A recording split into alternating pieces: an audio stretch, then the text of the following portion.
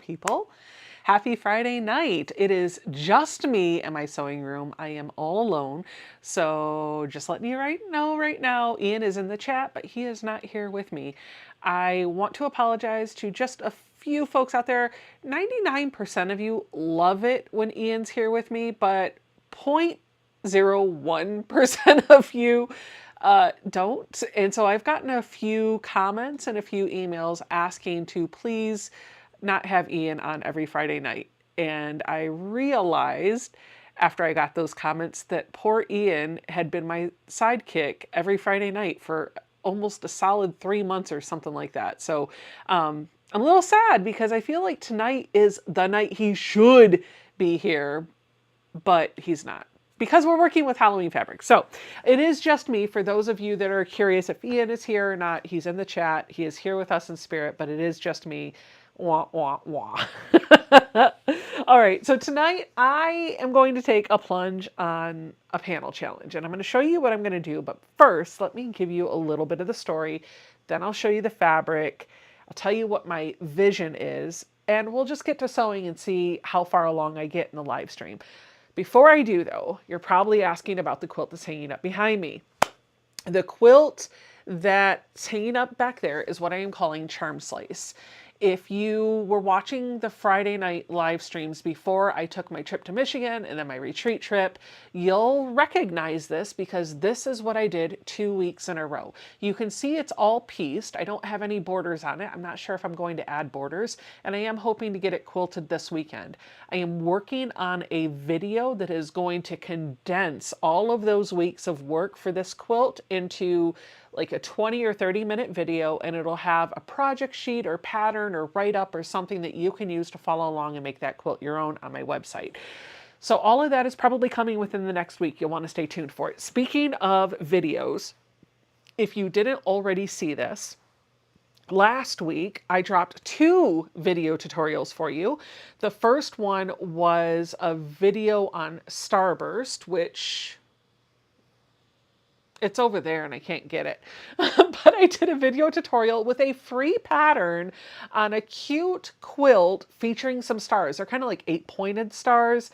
I thought they were hunter stars, but I was told that they're not hunter stars. So whatever. They're stars. They're cute. They're gorgeous. You're going to want to put this together. And the pattern is free, and it gives you either 3 or 4 different sizes that you can make with that. So it's the same quality pattern that I type up, write up, and sell, but everybody's getting that one for free. Just go watch the video. You'll have the link to the pattern. The second thing that I want to tell you about is the second video, and that was for block number 6 in the 2025 quilt along that I'm doing, which is sponsored by Cotton Cuts. Remember, they're sending me the fabric. I'm making a block. I'm giving you a pattern for free with 4 different sizes in it. This month was super easy because I don't know about you, but summer seems to start on June 1st, and then I blink and it's September. So keeping things kind of short, condensed, and quick is definitely a win. So I was like, okay, what are we going to do for the summer months? I'm going to let you know right now, June and July, those blocks, and I think August too, they're really quick sews. They're easy sews, and that is designed to help you keep that momentum. We're halfway through, and the last thing I want is for you to be like, oh, I fell behind, I can't catch up, I don't want to finish the quilt. And so we're doing quick and easy blocks over the summer. That way, if you just learned about it, you can go back and do the others. If you have learned about it and you're a little behind, you have time to catch up. And if you are caught up and you don't have time to do those, you can catch up with those later. So really quick, easy sews, beginner friendly, highly recommend. Check it out. All the details are on my website, and the videos are live right here on YouTube. Okay, those are my announcements for today. I see lots of people in the chat. I see lots of people saying, hello, Ian. We love Ian. I'm glad. I love him too. Mennonite Farmhouse is here. Hello. She says, I'm here, but pulling weeds in my garden. Susan Year Out says, I hope you enjoyed the Michigan Shop Hop. I sure did. It was great. I saw a couple of people in the beginning of the chat talking about how they spied some Halloween fabric. So we'll get to that in just a moment.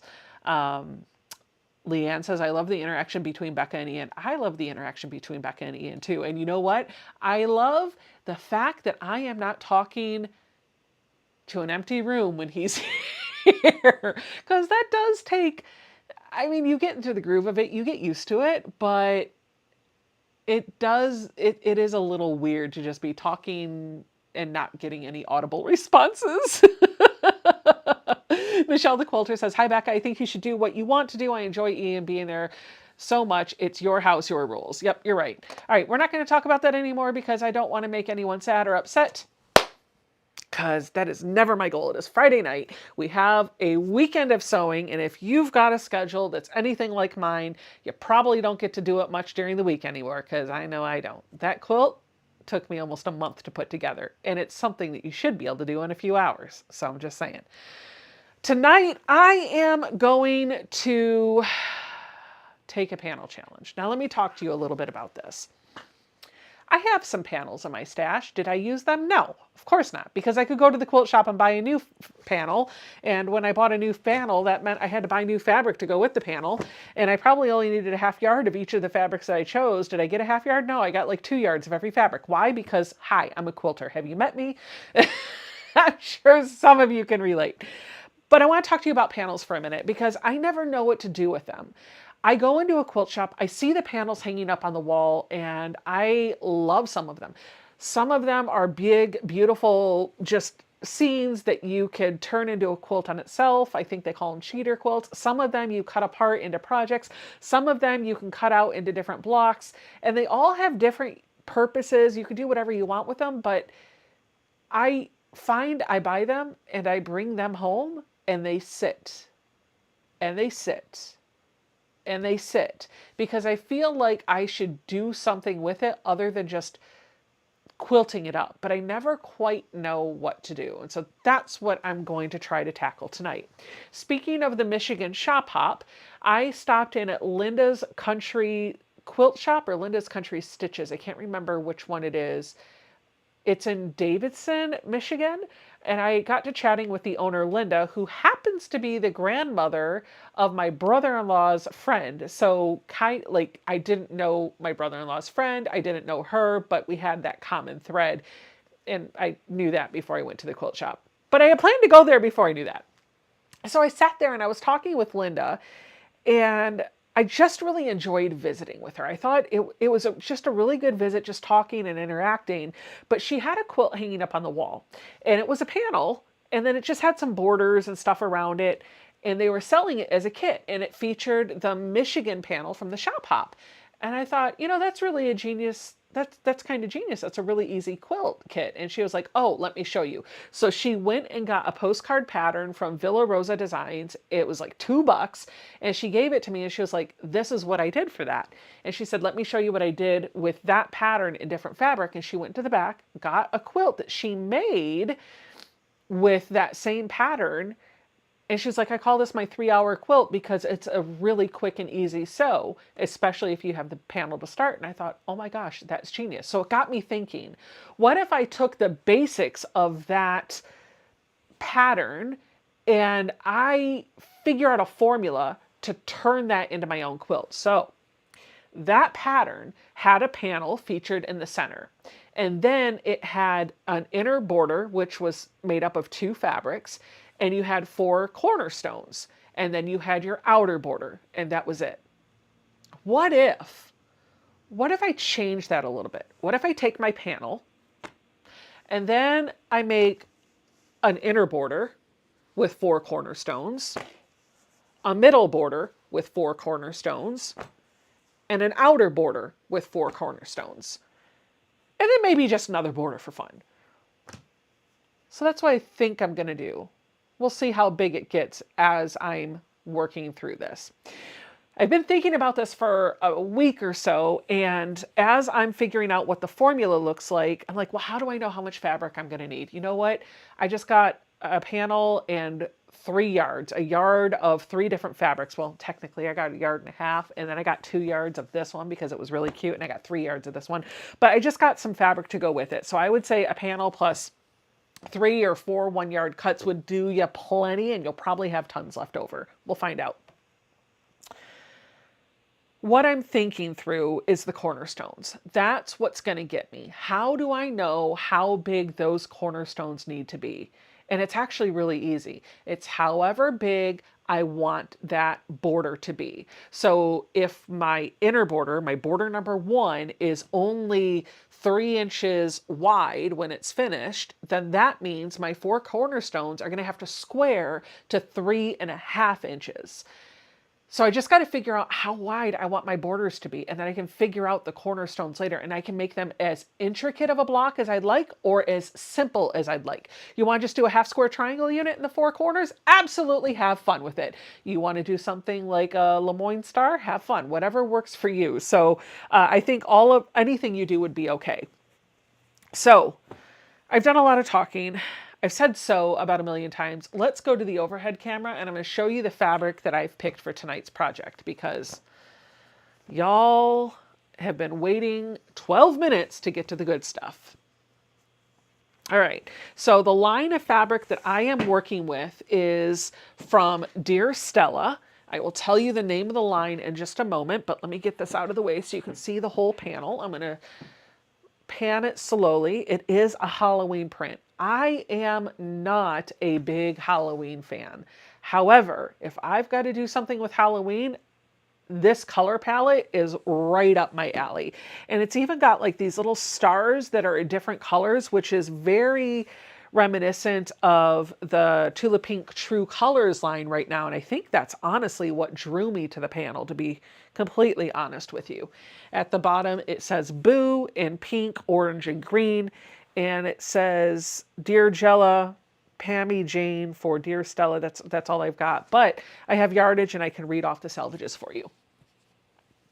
So there's the panel that I'm going to work with. I'll just fold this up and set it aside. And then to go with the panel, I knew right away that I wanted to pull out the pink, the orange, and the green, because those were the colors that were yelling at me. And so I spent a bit of time looking through the fabrics that they had to go with this line. And I had different prints chosen. And I thought, you know what? I'm going to keep it simple, stupid. I'm going to get the tone on tones because these kind of read more as a blender. And even though it's directional fabric, I'm not going to worry so much about it going in the wrong way because it reads more as a blender, and I think that will work. So I got the pink, the orange, the green. I got 1.5 yards of each one of these. We'll see what I do with them. I chose this super cute fabric. Can you see those little skeletons on there? Do you see his party hat? Isn't that adorable? I got this because it was cute. I'm not gonna lie. But I also thought this would be a really cool binding, especially if I could get it worked out so that his face with that hat was the trim on the binding. I don't know if I'll be able to get that to work, but we're gonna give it a shot. And then I got 3 yards of this fabric, and this is gonna be a multi-purpose fabric. Hear me out. This is a border print. I love the gray because it matches the background. I feel like I can use this when I'm building up my blocks or maybe even putting a little bit of distance in the borders. I'm not sure exactly what I'll use it for, but more importantly, it's a border print. And if I turn it around, you can see the border that's on this. Isn't that cute? Look at this.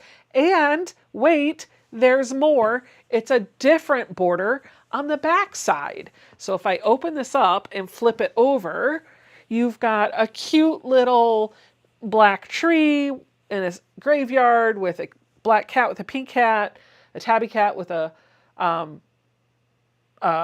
black cape, a little ghost, and yeah, all the things. All the things. So I don't know how I'm going to use that, but immediately my thought is that I will take the candy stripe and make that a border at the top on my last round, and the house scene, the other border, will be at the bottom, and then I'll just have a color or something going down the side, or maybe just the gray. Actually, that would work out really well. Border, border, gray on that final round. So what if I did 4 borders? Ooh, so many ideas, so many ideas. But you know what they all start with? They all start with starching this panel. My daughter just texted me though, so give me a minute to see what she needs. Yep. She's reminding me that she did some chores and she needs her allowance because she's trying to buy a video game. And I told her an hour ago I would give that to her. So I'm just going to go ahead and give that to her now before I forget.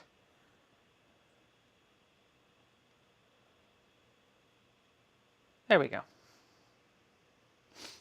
Okay, let's get to doing the thing. Thank you. Mary says, I love your apron. Thank you. I got this from the Michigan Shop Hop. Actually, Alicia and I both got matching aprons. It's one of those crisscross ones that crosses in the back. You just dive into it. I don't necessarily love the print. I do like the placement of the pockets. I like how it feels. I like that it's not tugging on my neck. And I've really started to kind of enjoy the idea of wearing an apron while I'm sewing because it keeps all the threads off of my clothes. And as a bigger girl, finding an apron that covers up the girls can be a little difficult. So we tried this on at the store that we got it from, and when it fit both of us, we hem and hawed about it because it was $30 a piece and she wasn't sure she wanted to spend the money. So I ended up buying both of them. I gave her one.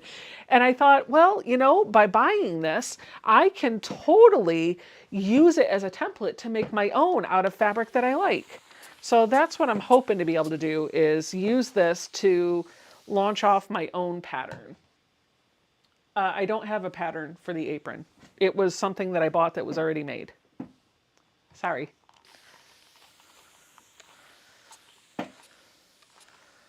And I don't have a link to it because I bought it in a shop in person. So, got nothing for you. I got a whole lot of nothing. Oh, maybe I have a tag.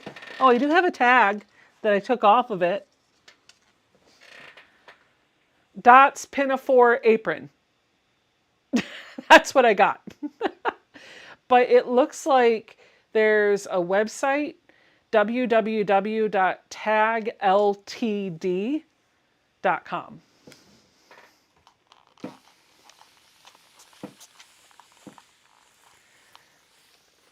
All right, let's get this a good starch.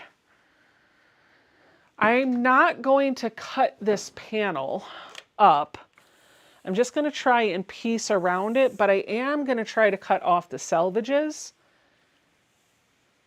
And I might try to square it up a little bit after I starch it, just so I'm not creating anything that's super wonky. We'll see. What starch am I using? I am using tried and true Best Fresh from Mary Ellen's. That is my go-to. I buy it by the gallon. I am using the Caribbean Beach scent. Why? Because one, it smells good, although I feel like I can't smell it anymore. But two, because it's blue and it's aqua and it matches my room. It's my favorite color.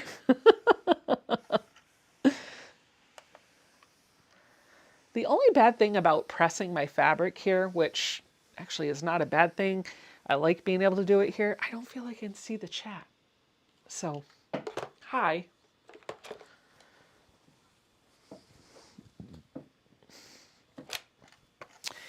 Mary, do we have mystery packages for giveaways tonight?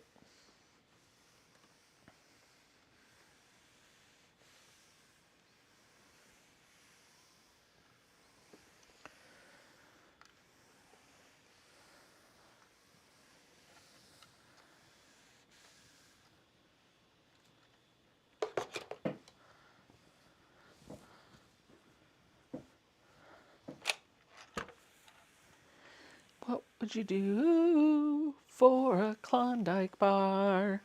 I was actually thinking about that as I was coming downstairs. I was like, oh, I'm going to open the live stream with this. And I didn't even do it. I was like, what could you do with a panel? And 1, 2, 3 fabrics. Well, technically 5 when it's all said and done. I hope this turns out. I'm not so sure it will. I think it will. I think the fabrics and the colors are all beautiful and work together. And so if nothing else, at least it'll be pretty colors.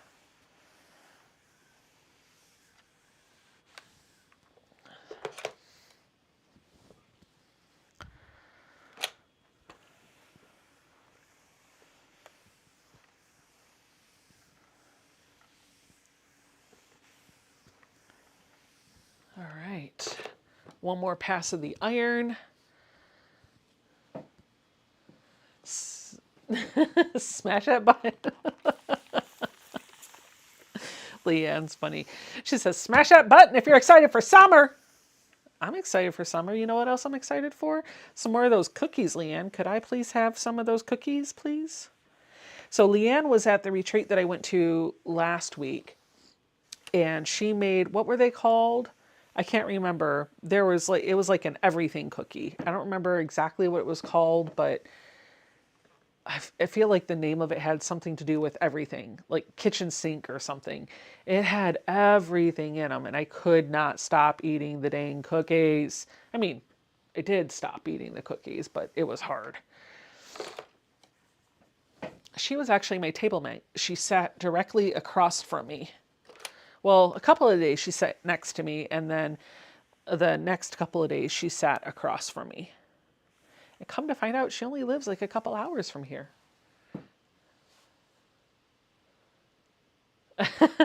Mary just texted me and said, yes, we have prizes for giveaways, but she has to get over to her computer. So, but she ended that text with, and I'd love a Klondike bar. Me too, Mary. Can you stop and get one? Amish Ranger cookies. That's right. Do you have a video on that recipe, Leanne? Because I'm sure people would love to see it. I've already, see, there's already people in the chat. Oh, hey, I want the recipe. Michigan Gal says, I love your content, Becca. Thank you. New River George Bridge in West Virginia. Kelly's asking, does anyone here live near New River George Bridge in West Virginia? Leanne is saying the cookies are Rice Krispies, chocolate chips, oatmeal, and coconut in them, but I'm sure she'll be able to give us more details. Mary said she'll bring me a Klondike bar in a few weeks. All right, so here's my trick. I need this panel to be, I want this panel to be straight. So I'm going to do my hanging trick, and I know someone out there is going to be like, you're not going to get the true straight grain unless you pre-wash your fabric. Yeah, I know, but I never pre-wash my fabric, and I'm going to do it anyway. So what I do is I fold the fabric selvage to selvage, and I try to line that selvage up just as much as I can. And what I'm looking for is to make sure that this hangs nice and flat and there's no twist or turns. Let me demonstrate what that might look like. I don't want it to look like that. Do you see how I have that wrinkle? I don't want the wrinkle. I want to get the selvages straight, and I just want to put my finger in between the two layers and push it back and forth until I have no wrinkles on either side. Then I'm going to very delicately lay it down on a flat surface. And then I'm going to bring that selvage down to the fold, keeping it nice and straight.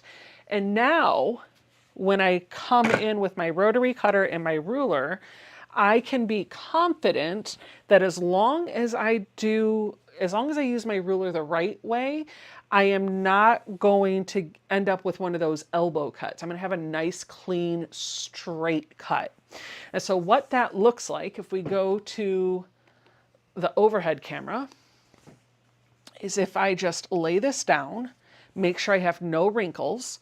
I'm going to come in with a ruler, and I'm going to find a spot on this edge where I know I'm going to go through all 4 layers. Now, I am not going to overthink how far away this is from the edge of the fabric and this is from the edge of the fabric. I'm just, well, I guess I could.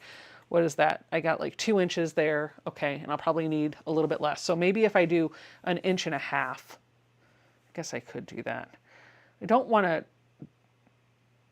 you know what? We're just not going to overthink it. We're not going to overthink it because nobody's going to come in and measure from the inner border to any of the prints. We're just going to put it together. So I'm going to take my ruler. I'm going to look for a line on my ruler. I'm going to put that line right on top of that bottom fold. Now this bottom fold is all 4 layers. Up here is where I have the selvage. And then I'm going to make sure that the edge of my ruler is on top of fabric that if I go through with my rotary cutter is going to go through all 4 layers. So I'm going to scoot over as far to the right as I can because I would rather cut off a little too little and have to come back in and size it down in the future. Once I cut it, I can't uncut it, right? So here we go, through all 4 layers.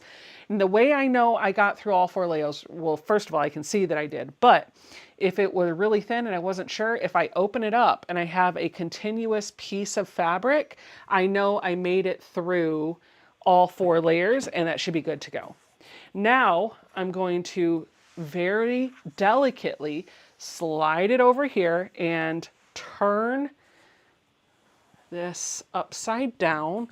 Got to be careful so that it doesn't shift. I'm going to do the same thing over here.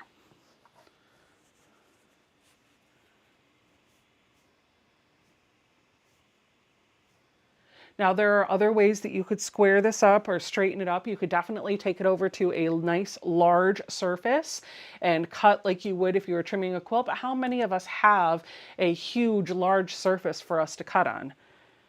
I don't in front of the camera. So I try to do all of my cutting and trimming and figuring things out sitting down. Also, I'm getting a little warm. That air conditioner needs to kick on. Let's just turn that fan on a bit more.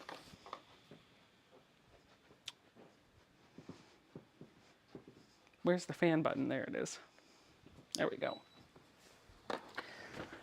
Whoop! Almost knocked over the iron. All right, so if I did this right, when I open it back up, I should have a nice straight edge with no elbow in it on both sides. Okay. Now I could, but I'm probably not going to. I could come in and cut off the selvage. Hear me out. I guess I could. Actually, I would, because what would be the difference? I was thinking, I don't want to do that because I'm afraid if I do, then it's going to be stretchy. But I would do this if I were just piecing a normal block, so it should be fine. I'm going to fold it in half. Make sure that my raw edges are lined up. And I'm going to do the same thing over here that I did before. Line up a line of my ruler with that fold. And sail through all of the layers. Now my panel's nice and trimmed. And it's ready to start adding borders to it. So let's think about what order I want my borders to be. Here is the panel.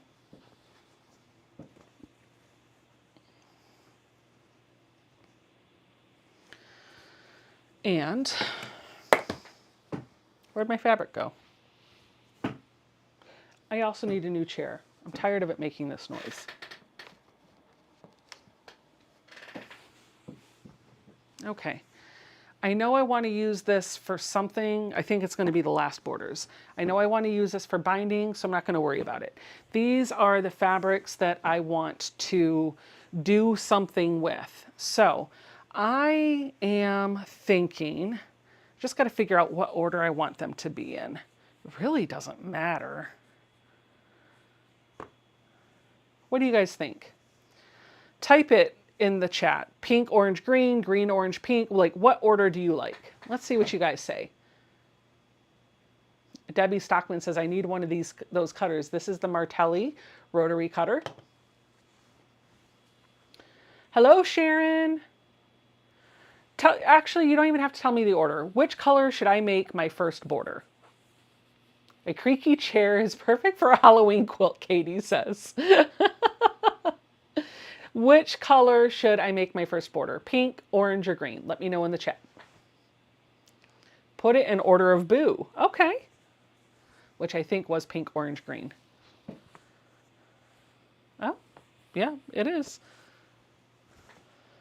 Okay, lots of you are saying pink, orange, green. So that's what we're going to do. First border is going to be pink.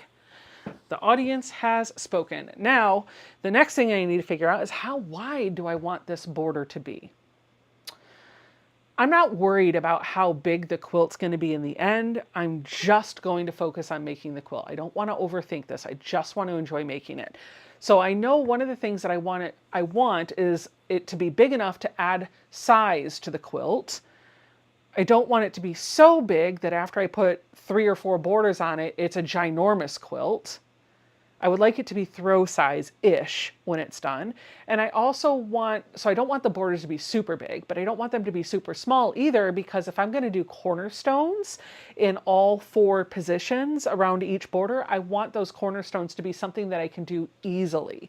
So I'm thinking right off the top of my head, like a 3-inch border. Let's do the math on this. If I do a 3-inch border, let's just see how wide this panel is right now. Oh, the size of the letters, Carolina says. Okay, we'll take a look at that in a minute. I could also make it 2. Yeah, I like that. Millie, you and I, lock sync. I was just like, what if I did a 2, a 3, and a 4? Like it got bigger and bigger and bigger. And you guys are saying the same thing. When are you adding the brown border? At the very end. At the very end. So this is about 23 inches wide right now, and it is about 40 inches long. So it's about 20 by 40. If I do a 2-inch, a 3-inch, and a 4-inch, which is what I'm seeing a lot of people say in the chat. So it would be 2, 3, 4, and then 5 for this final one, right? So we're going to do 4 borders. We're going to do 1 of each of the colors, and then we're going to close out with this one. So 2, 3, 4, and 5. If I do a 2-inch border, if I do that order, then I'm going to add 2 plus 3 is 5, plus 4 is 9, plus another 5 is 14. That's going to add 14 inches to all 4 sides of the quilt. So I'm going to do a little bit of the math. And yes, I'm going to do it on paper because I will forget what this all added up to if I don't do it on a piece of paper.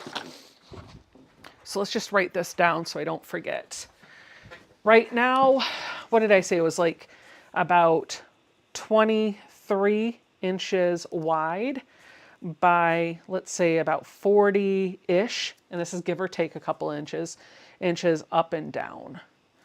So if I have a 2, a 3, a 4, and a 5-inch border, that's going to add up to 14 inches. Times 2, because I need it on either side. I know you guys can't see this really well, but times 2 is 28 inches to the width and 28 inches to the length. So if I do all of that, 23 plus 28 will get me 51 inches, and then 40 plus 28 will get me 868. That's a good size, yeah? So let's do that. What if we make it 3, 4, 5, 6? Let's try that. Let's just see what this looks like. So if we had 1, 2, 3, 4, this would just be plus another 8. Plus 8 would be 59 inches. Plus 8 would be 76. I like that. Okay, so our borders are going to be 3 inches finished, 4 inches finished, 5 inches finished, and then that nice border strip, because it's such a big print anyway, is going to be 6 inches. I have it written down, so hopefully I will remember all of that. Let's get busy. So the first thing that I'm going to have to figure out is what type of block, and you guys can help me with this, what block do I want to make with my first border? I am going to use this pink and the gray so that it really pops to make a quilt block. I don't want to do anything overly complicated because I want to be able to put this together relatively quickly. So I'm not looking for a complicated block. Why don't you guys give me some suggestions for blocks? Easy blocks that definitely anybody could do. I'm looking in the chat to see what y'all got. I am going to, while I'm waiting, just go ahead and cut off a 5-inch strip of this fabric. Let's get my microphone up here. so that I can starch it and get ready to start cutting this down into whatever it is I'm going to do. Honestly, it probably, like, this is great. A pinwheel, okay. A shoe fly, pinwheel, friendship star, 4-patch, flying geese, churn dash, square and a square, friendship block, square and a square. I like the idea of a pinwheel. 4-patch alternated with pinwheel, piano keys, churn dash, square and a square, hourglass. The easiest block is a pinwheel. Half square triangle, strip tube triangles. Wow, some of you are getting fancy.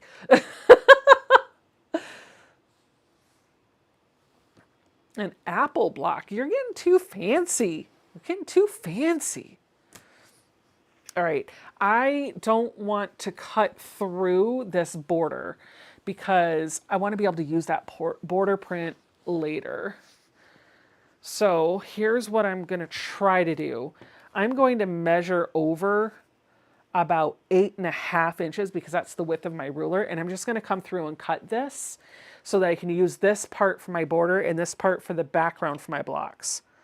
So I'm just going to make a little cut right here. And then I'm going to take that little cut, line my ruler up on it. I don't need this to be super straight. I just need it to be far enough over so that I don't cut into that fabric. If I would have cut this with the fabric, then I would have ended up cutting through that really pretty border print that I don't want to cut through. And I'm trying to get some of this background to use for my blocks. So let's cut just a little bit more up. Okay.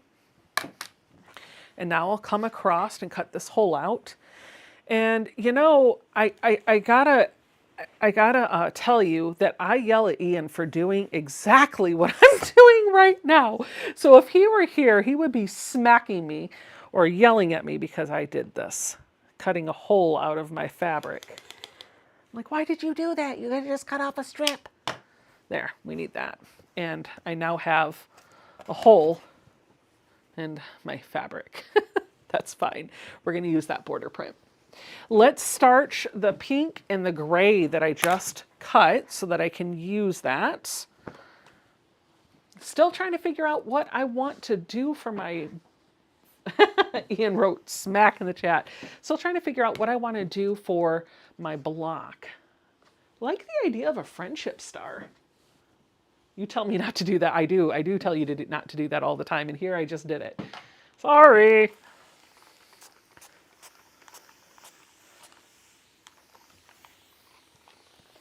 Okay. Josh said, I'm telling Ian. Oh, he's in the chat. He already heard. All right.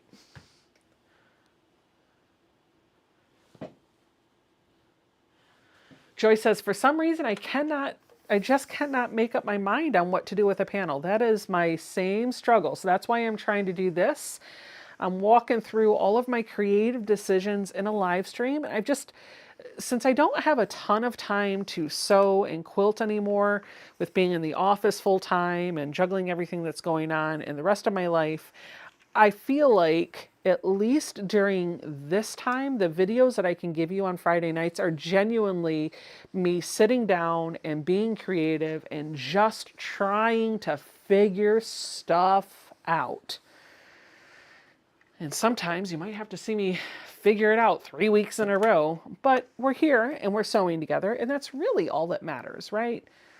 It's not what I'm working on, it's that we're working together and having fun, reining in the weekend, where the best laid plans include sitting in front of your sewing machine for hours at a time. Don't tell my husband. Speaking of plans, I wonder if we could go to IHOP in the morning for breakfast. I've driven past IHOP a few times and I keep seeing that poster in the window for their French toast, and I'm kind of here for it. Like, I'm ready, let's go. I want some strawberry French toast. All right. The fabric store that I go to rips their fabric instead of cutting with scissors or a rotary cutter. So I've got an edge on here that's yucky, and I want to clean that up so that this is all usable fabric. So I'm just going to give myself a nice straight edge on this. And then everything else of this should honestly give me enough fabric to make several blocks.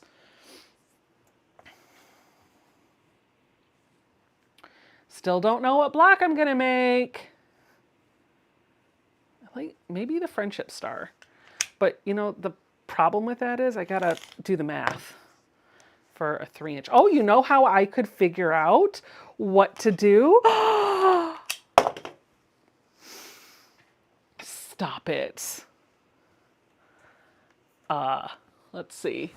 If I need it to be 3 inches finished, we're going to make sure that each one of my blocks, well, not each one of my blocks. For the 3-inch block, I'm going to make it out of a 9-patch unit, which means that the block is going to be comprised of 3 across and 3 down. And the reason why I'm doing that is because each one of those pieces, each one of those units in that 9-patch should finish at 1 inch if I want the block to finish at 3 inches. 3 inches divided by 3 is 1 inch. So I know if I want to finish at 1 inch, I have to add a 1/2 inch for my seam allowances. So each little piece of that 9-patch would have to be cut at or square to 1.5 inches. And I'm sorry if I just blew your mind on all of that. You can also look up tutorials on patterns for the block that you want to make in that size. So since I'm doing that, I've got the formula in my head to make a friendship star. We're going to do a friendship star because, yeah, we're going to do a friendship star. So that means I need some 1/2 square triangle units. I'm going to go ahead and cut out of this. If I want the 1/2 square triangle unit to square to 1.5, I like to err on the side of caution. I'm going to add a whole extra inch. So I'm going to cut a 2.5 inch strip of fabric off of this bad boy. And we are going to use that to make some 1/2 square triangle units. 2.5 inch strip, got to starch this piece, and we're going to cut a 2.5 inch strip off of the pink. So remember, I am going to be making 4 friendship stars to go around that panel.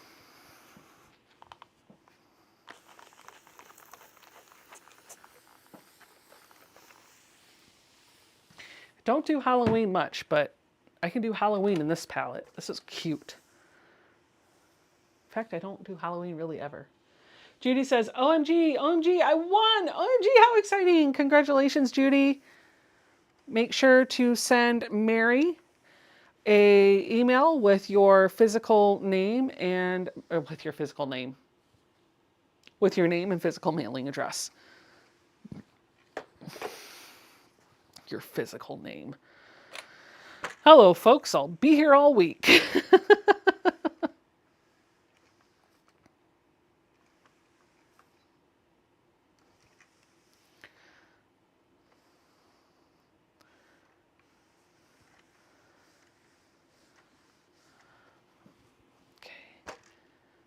I want to let you know next weekend is the 5th Sunday of the month. And so Ian's starting a new thing on his channel where on the 5th Sunday of every month for his live stream, he's doing what he's calling vintage live stream, vintage sewing. So he's going to bring out his featherweight and sew with his featherweight on that live stream. And because I am a vintage girl through and through, apparently, I mean, all I sew is on my 1951-301. I am going to pull out my featherweight, which is sitting right here, and I'm going to use her for the very first time on Ian's live stream. I'm going to join him at his place next week on Sunday. So if you're not already subscribed to Ian's channel, please hop over there, check out his channel, give him a little thumbs up, watch some of his videos, and subscribe. And I'll see you next week at his channel. Also, if you're a content creator and you have a YouTube channel, !selfie down in the chat will have the bot drop your name and a link directly to your YouTube channel so people can check out your content later if they so wish. Has anyone ever quilted one of those big flower panels? Wendy is asking. I bought one years ago. I have not. I bought one to do the project with it and I gave up.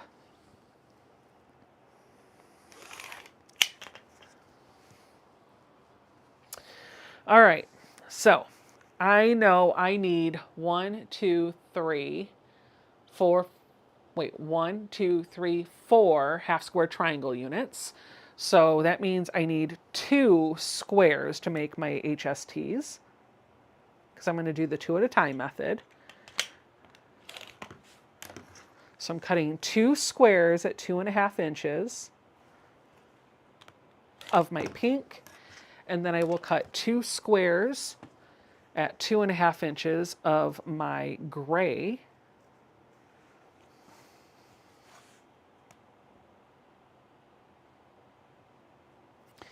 Then I'm going to get a marking utensil, and on the wrong side of one of the 2 fabrics, I am going to draw a line from one corner to the other. I've got some rulers up here I can use for this. You're welcome, Judy. Enjoy your package. Go from one corner down to the other.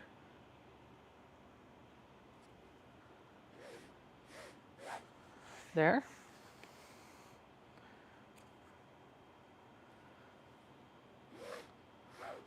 And there.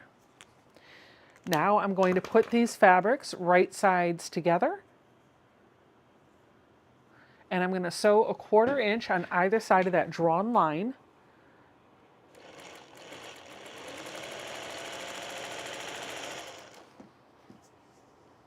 You can't really see Ruby, can you?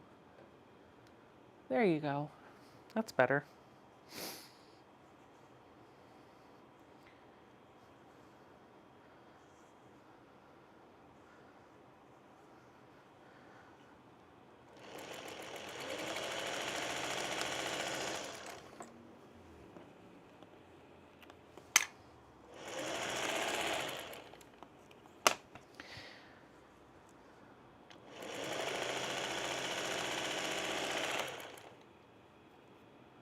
Did I run out of bobbin?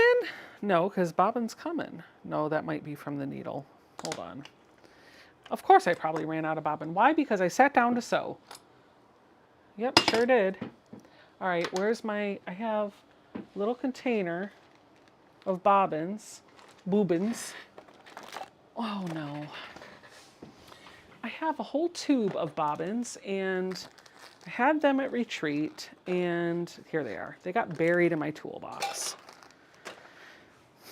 I'll say I wound like 1,000,000 of them. Let's give her a drop of oil while we're changing out the bobbin so that she plays nicely tonight.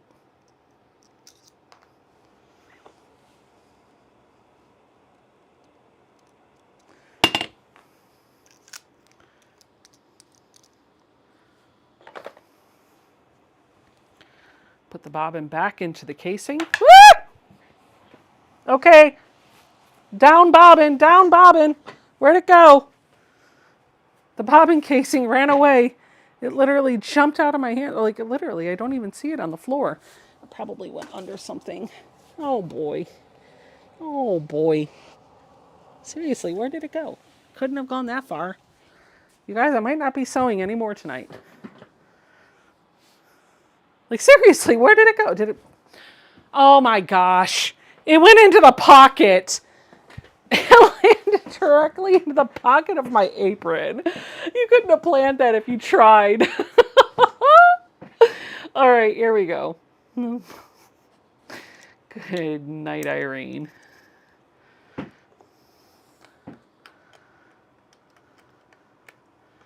Angela says, I often sew on my featherweight. It's a wonderful machine. I agree. I just don't sew on mine very much.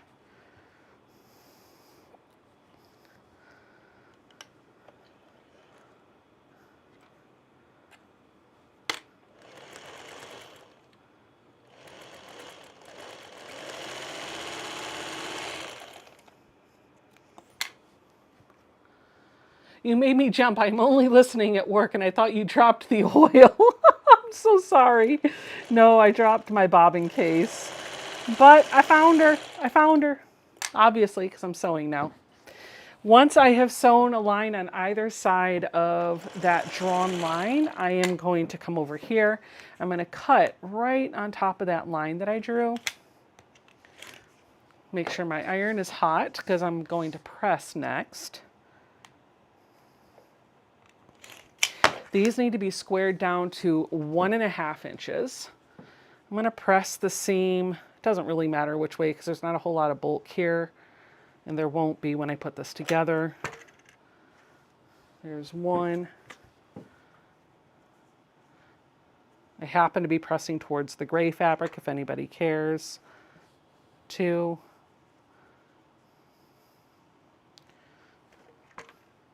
3. And one more for good measure. Oh, I needed to make this like 4 times, so I should have made a whole bunch more than this, but that's fine. We're gonna do the first one first. I'm gonna square this up to 1.5 inches with my new Quilter Select ruler that I bought from the Shop Hop in Michigan. I only had like the 10-inch, the 5-inch, and then I have the 8x12 and the 2.5x6. I needed a smaller square ruler from Quilter Select because this is the brand that I prefer to use. And so with the Shop Hop, I picked up one of these little small rulers so that I had a small one in my arsenal. Hey Day, how are you?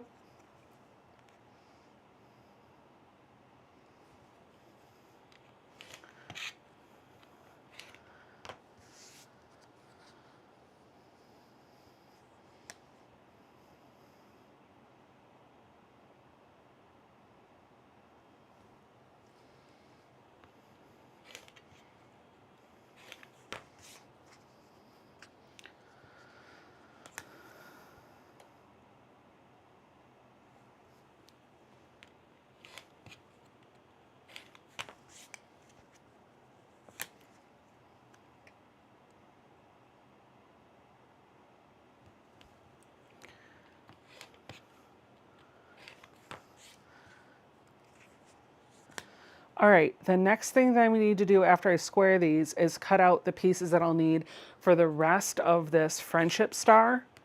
And remember, I said each piece of this either needs to trim down to or be cut at 1.5 inches in order to make the 3-inch block finished, the 3-inch finished block. So I'm gonna go into my little cut of starched and cut pink and gray. And I'm going to cut from this one because this is a little bit narrower. I'm going to cut 1.5 inch square for the center. And I'm going to try to fussy cut it so I can get this little house right here. Because I can be extra like that if I so choose. You're not the boss of me.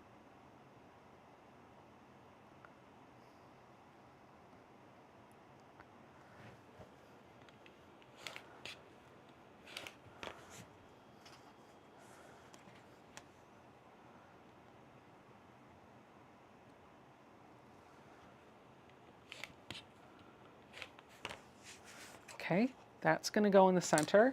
And now from this gray, I need to cut out 4 pieces that measure 1.5 inches so that I have them for the outsides because I want that pink to pop. Oh,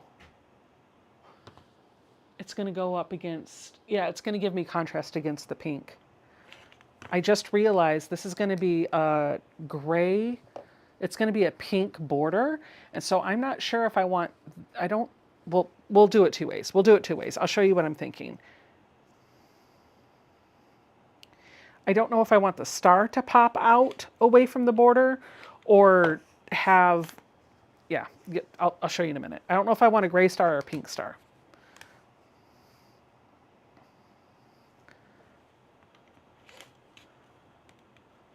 All right, so here is, let me just go ahead and cut 4 more.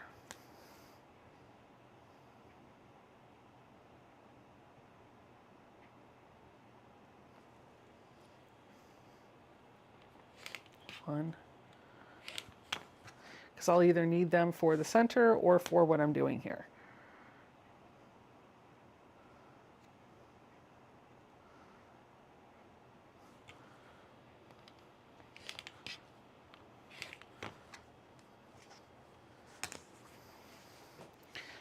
Wonder how many of you are already tracking what I'm talking about.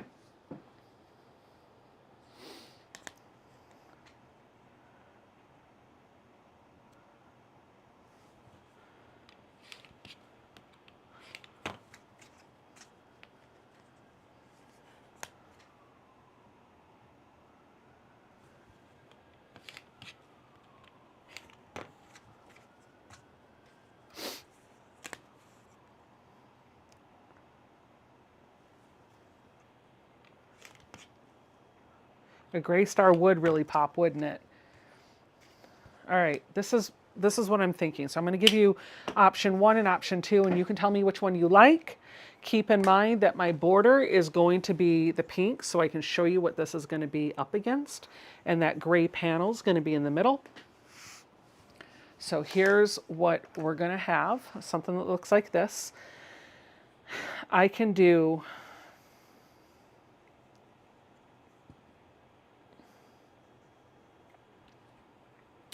a pink star, just like this, on a gray background. And then what that's going to do is separate the star from this. It's going to make the pink kind of pop. Or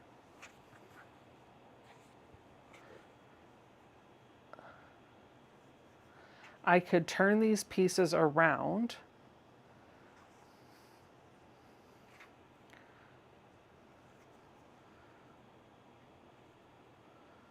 Wait. There we go, like this. This. Like that. Put the gray in the middle. Do the inverse, basically. And I could do these little houses like this.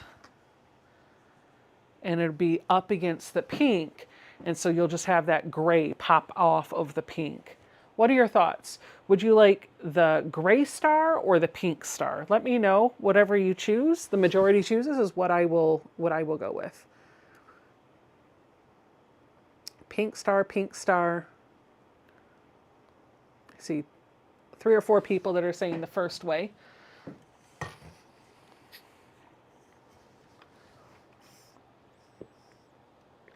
Pink, pink, pink, pink, pink. First choice. It pops better, pink star. I've only seen one for the gray. I'm starting to get walls of pink now. Option 1. Okay, pink star it is. It looks like pink star is my winner. So I'm going to pull these out. I'm going to get this laid out so that I have everything oriented the right way.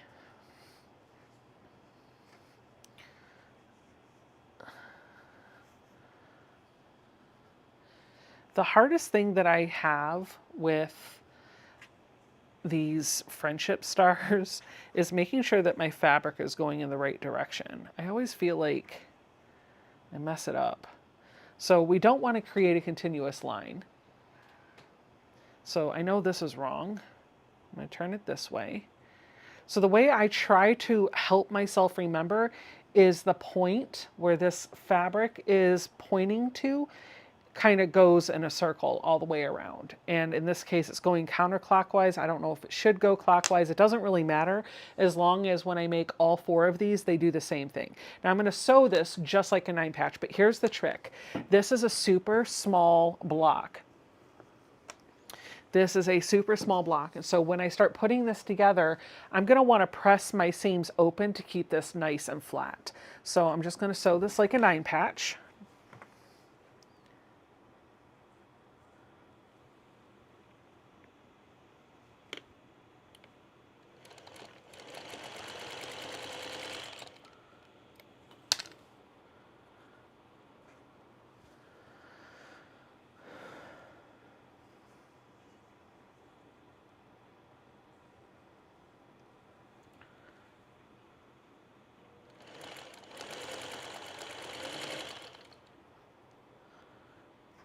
Susan says she likes it this way with the pink star. Thank you, Susan. I think having the pink star in the middle will help draw your eye to this being a pink border rather than having the gray pop out and stand out. I like that, but I don't know if that's the aesthetic that I really am looking for. So I'm happy that you guys chose the pink star.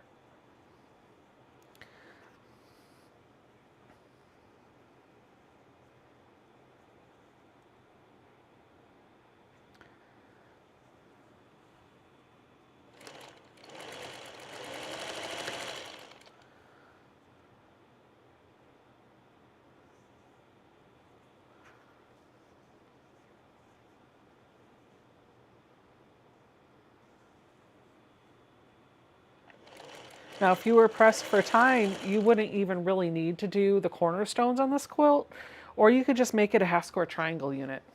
Bing, bam, boom, done. That would have just like cornered off, rounded it off a little bit.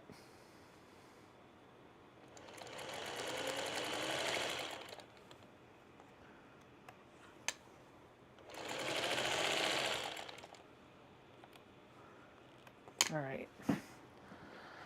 Congratulations, Judith. You have won the giveaway. Make sure to email Mary with your name and physical mailing address, and she'll get a package out in the mail to you.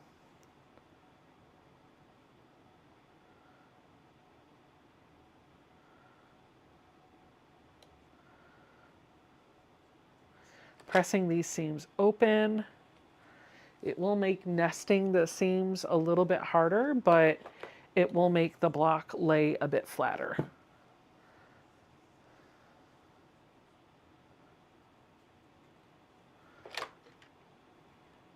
And I already know that when I put this on the long arm, I'm going to do an edge-to-edge design.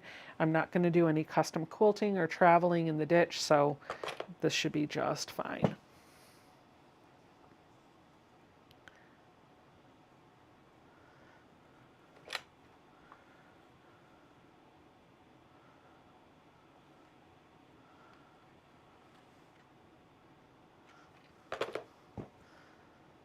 All right.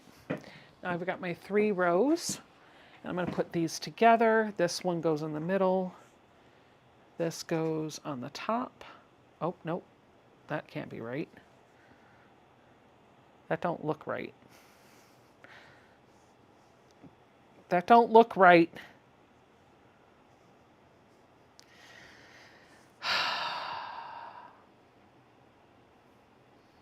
You guys, I messed something up. This one's wrong.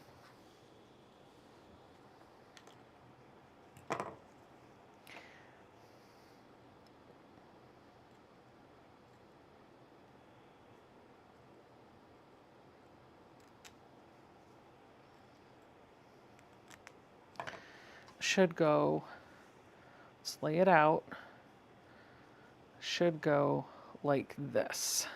That's right. Sometimes I am directionally challenged. Does it make you happy to know that you're not the only one that makes those boo-boos though? Because I promise you, I am not a perfect piecer.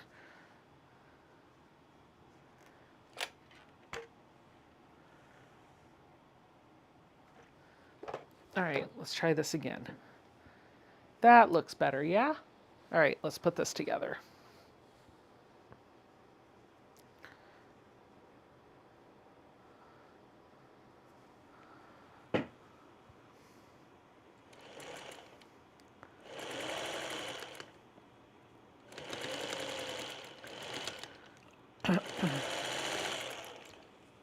Oh, why are you not stitching?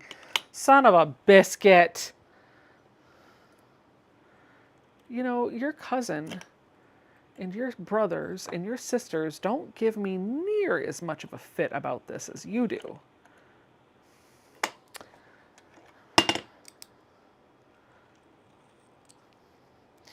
Oh, Ruby, please stitch this seam for me. Okay, cross our fingers. Are you stitching? Yeah, good girl.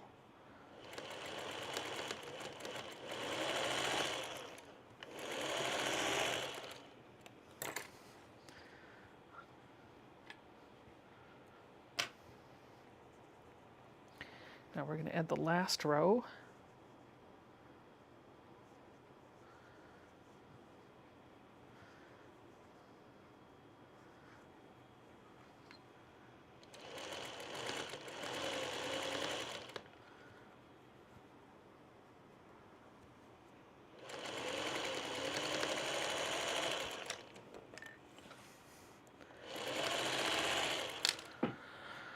All right, and we will press these seams open. Actually, I don't even really have to at this point since I'm not joining anything else to it, but I'm going to be consistent.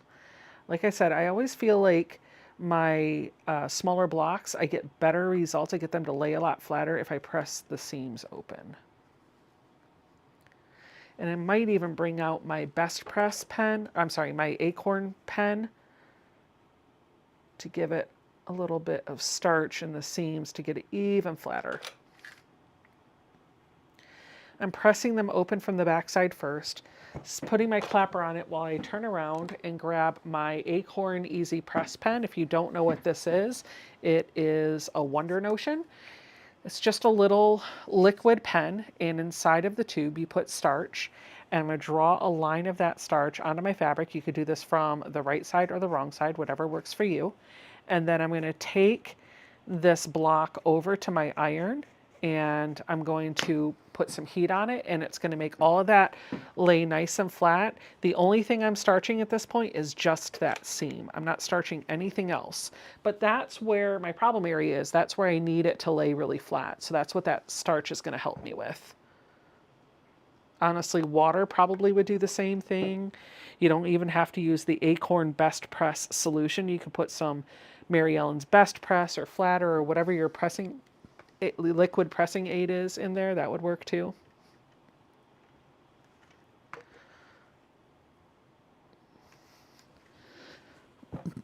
And then just for good measure, I do set my clapper on top of that while it's cooling. And there's my block. Perfect? No. Close enough though. I said this needs to square up to 3.5 inches. It is definitely not 3.5 inches. It is like 2 3/4 ish. No, 2 3/4 across. My seams must have been a bit too large. So the good news is I get to do this multiple times. So I'm going to make this 3 or 4 more times and we'll see what we got. I've got, that can be my test block. I'm going to sew with a smaller seam allowance when I join the blocks together, because I know each of these pieces was exactly 1.5 inches. So when I went to sew the block together, I must have used too big of a seam allowance for it to come out like that. Look at my middle row. What about my middle row?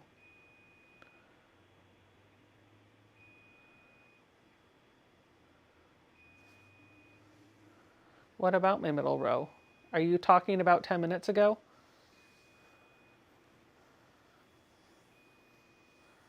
Look, it's a spinning star. All right, let's make some more of these.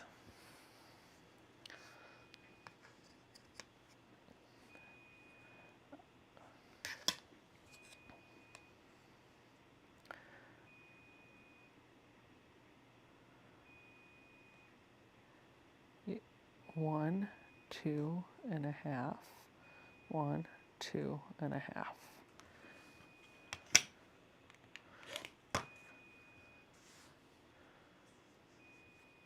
Thank you, Andrea. She says she likes the fussy cut house in the center.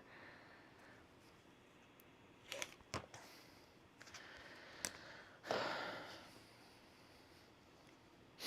have to cut another 2.5 inch strip off of this.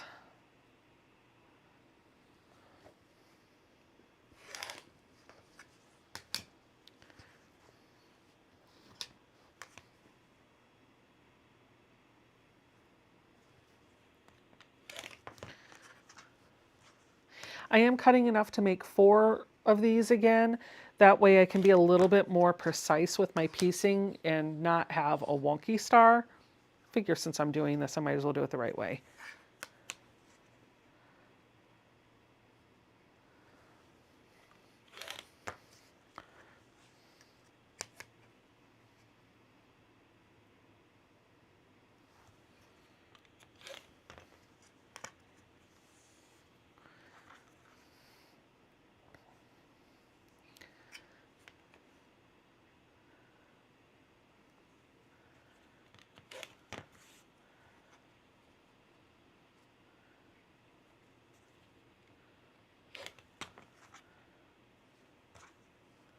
Need another set of 1.5.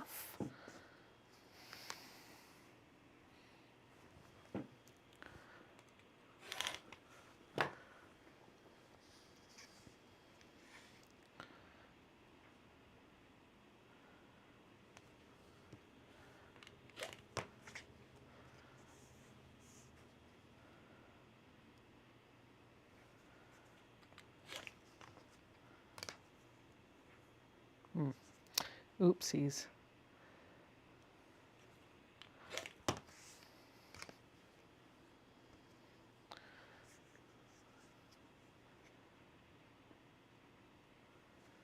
Okay, there we go. What I just did is made all the cuts that I need out of the gray for 4 more sets of those Friendship Star units. Now I'm going to come over here and do the same thing from the pink. I'm going to cut 1, 2, 3. Nope. Okay, we'll do 2.5. We'll do 5, which will give me 2 sets. Actually, I can fold this in half.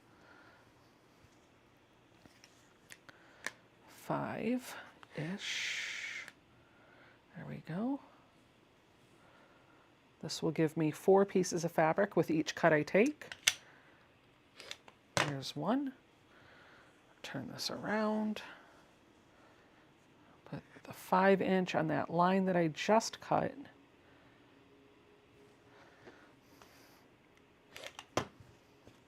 And now I'll come in and do 2.5 to cut it in the middle. There we go.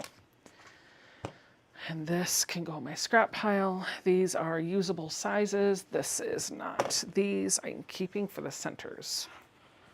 And this goes over in the scrap bin. All right. Now I'm going to draw 1, 2, 3, 4. 3, 4. I need 8 altogether. I'm going to draw a line on the wrong side of each one of these.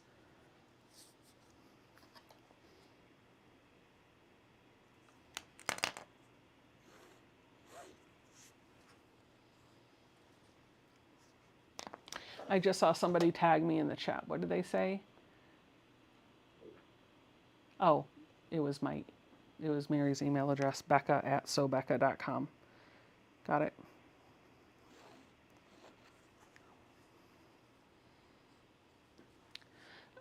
No, Stephanie. She said, Becca, can you add some flying geese in there? No. No more flying geese. When do you process your scraps, and do you have a video on how you process them? Andrea, that is a really good question. I actually just started thinking about, I just found a new way that I want to handle my scraps. So I've been on the hunt for a process that works for me.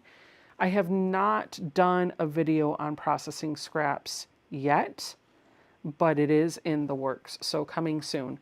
I will tell you, it all starts with a large basket that I keep right here on the floor to the right of me in my sewing room. And as I am done with fabric or a project, and it's smaller than a fat quarter, sometimes fat quarters go in there too, I just toss it in the bin. And then when the bin gets full, that's my cue to clean it out. So I found a content creator on, I don't remember if it was Instagram or TikTok or Facebook, but she did a short video where she was showing how she handles her scraps, and my mind was blown, because what I always struggle with scraps is, what size do I cut it down to? And then I start to reel with, but what if I need it bigger than that size? How do I know? And what, like, do I really want to go through and cut all of those? I just want to keep the fabric. So that's one thing that I struggle with. And then the other thing that I struggle with is, if I have it in my scrap bin, even if it's sorted by color, what if I needed more of that one fabric? How do I know how much of that fabric I have, unless I go through all of my red? And then I just feel like I have spent so much time just digging through scraps when I could have been creating. I also feel like I would be spending so much time processing scraps that I could have spent playing with fabric, like sewing it together, making another project. So I found a method that I think I'm gonna like. I haven't tried it yet, so I don't want to talk too much about it, but if I do like it, I'll make a video on it. What I'm doing right now, honestly, is I fill up my bin, and then when the bin is full, I go through it and I just consider, if I was done with that fabric, if I made a project with that fabric, I just make myself be done with it, whether I loved it or not, and I pay the fabric forward to friends and charity. Sometimes I'll sell a padded envelope full of scraps. I've been giving a lot to Mary because she wants to cut them down into Mary cut charm packs and things. So like taking my scraps and cutting them down into packages of 5-inch squares, and then her dream or her vision is to be able to sell those in an Etsy shop one day. So she gets most of my scraps so that they can go into her pocket when she's ready to start selling on Etsy. I do not give them out to people that I don't know, so please don't send me a letter in the mail asking me for my scraps, because I will not send them to you. Please do not send me an email asking for my scraps, because I still will not send them to you.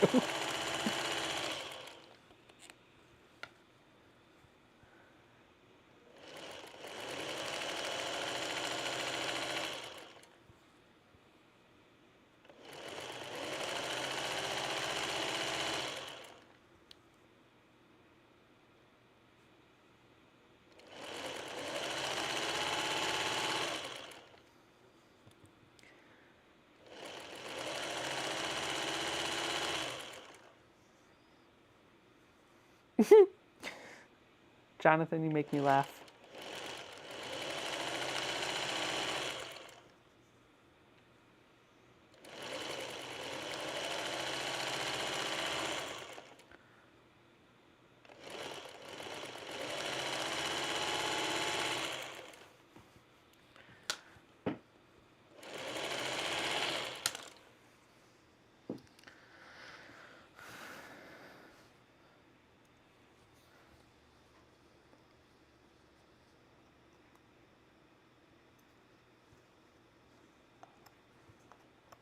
There's another way that you can square these half square triangle units up. I'm going to show you what that method is, since I've got plenty to do. It does require not pressing them open before you trim, but this allows me to just cut two sides and have it done, rather than cut two and spin it around. So I feel like my trimming is a bit faster.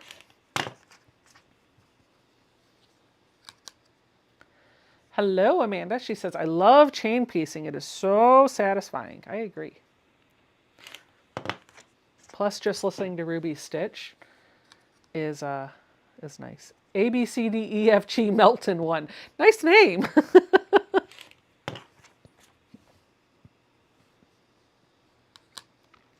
Susan says, I need no more scraps. I have too many as it is. We'll probably sew potato chip blocks as leaders and enders to make some charity quilts. Oh, A, B, C, D, E, F, G, Melton is Cora. I will probably not remember that, but I will remember your screen name.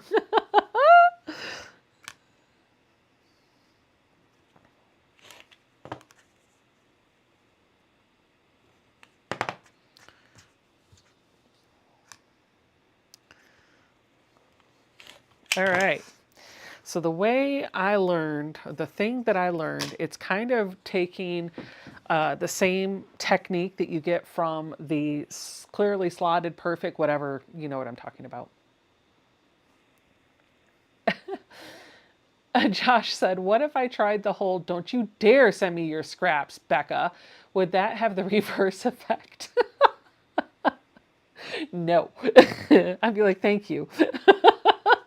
All right, so the most important thing, you can't really see it because the stitching is a color thread that blends into the fabric. Oh goodness, it's starting on. That means we're going to be wrapping it up soon. All right, so I'm going to look for that seam, that line of stitching, and I'm going to find the 45-degree line on a ruler. Doesn't matter which ruler. Any ruler with a 45-degree line will do. Doesn't have to be the clearly perfect slotted. It's a mouthful, and I can never get it right. I'm going to put that 45-degree line right on top of that stitching line. The second thing that I'm going to do is look to see the size that I want to square this to. The fabric is extending, hold on. I like to, because sometimes when I piece, they can be a little bit wonky. Do you see that just, this is a couple threads off? So I know I flashed that a little bit fast. So I know this is still a lot of cutting, but what you could do is take this straight edge right here, this edge, let's turn it around so you can see it with the pink, and put that right at the line that you're trying to square up to, and then you could cut up the top and across, up the side and across the top, and you'd have it all squared up. I haven't been doing that because I want them to be absolutely perfect. So I cut up, I move it over a little bit, cut up across the top, and then I just flip it around. And this time I am going to put the 45-degree line right on top of that stitching. I'm going to put the 1.5, because that's what I'm squaring to, right here and right here. That's going to go on the cut fabric. And then I'm going to sail through the top and there. Now, when I get through this, if I see that my raw edges are absolutely flush together, then I don't have to do the 4 cuts. I can just do the 2. Like this one looks really good. So I'm just going to do the 2 cuts, and I'll set this in the pile. This one looks a little wonky-ish. So I'm going to cut 4 cuts. 1, 2.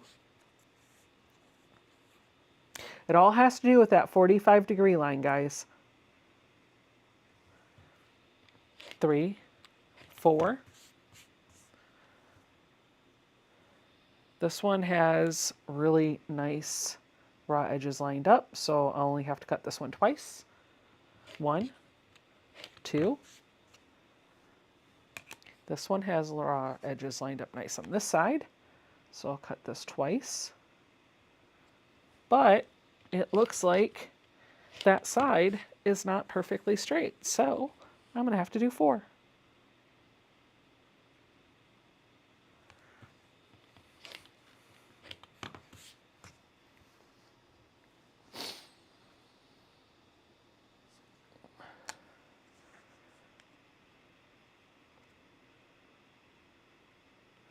And you'll see it doesn't matter whether you have the bulk of the fabric on the side or the top, as long as what you're doing is making sure that you're putting that 45-degree line right on top of your stitching.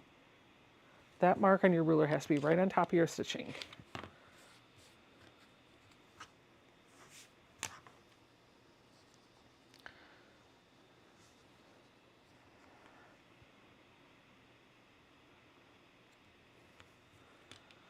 Thank you, Mary, for doing the giveaways tonight.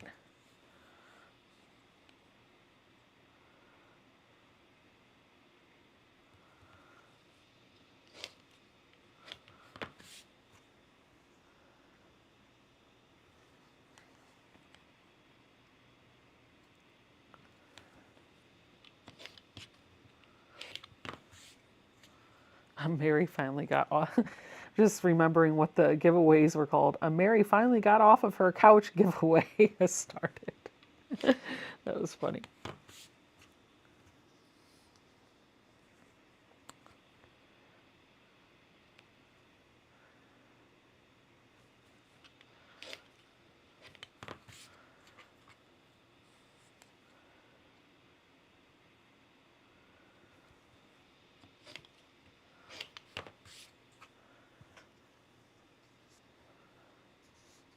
Thank you, Susan. She said, those are cute little friendship star blocks, Becca. Thank you.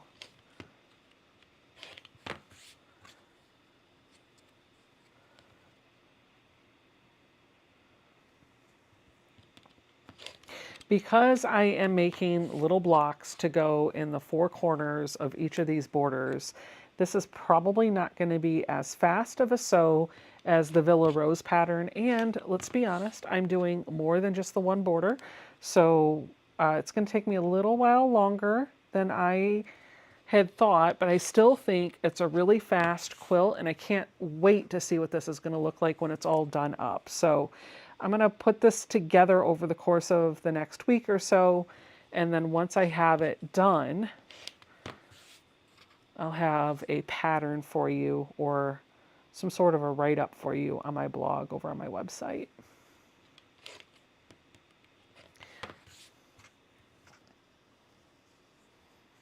Actually, I could probably do it now because I can't give you exact fabric requirements because this all depends on how much or how big your panel is, right? We talked about in the beginning of this video, this isn't a pattern. I'm giving you the formula to figure it out on your own rather than telling you exactly what to do, how much to buy step by step. Telling you how you can figure out how to do it on your own.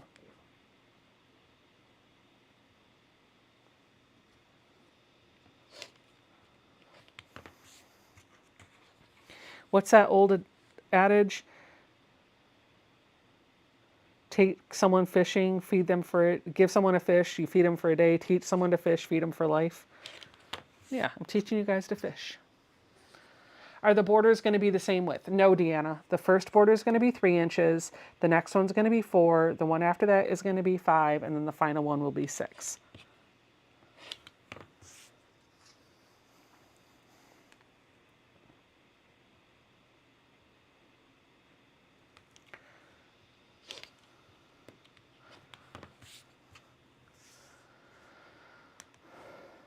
You're welcome, Sherry. She said, thank you for the goodies that I won from my giveaway. You're welcome. I just give Mary the stuff to give away. She does all of the hard work for the giveaways. I just keep her rolling in things to pay forward. All right, there we go. Look at all that. I know, that's a lot of waste. I know. What's the name of the villa? I don't know. I don't know what the name of the pattern is, Bill.